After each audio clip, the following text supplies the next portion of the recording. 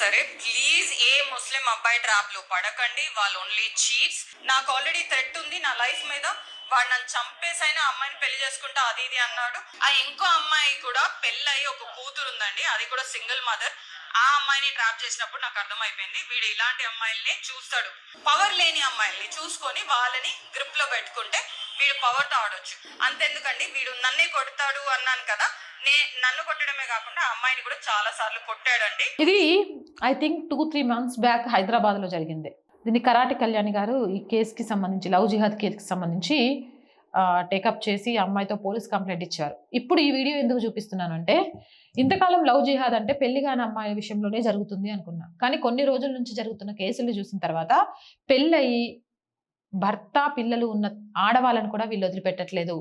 Trap చేసి కుటుంబాలతో వాళ్ళ కుటుంబాలను సర్వనాశనం చేసి అమ్మాయిల జీవితాలతో ఆడుకుంటున్నారు.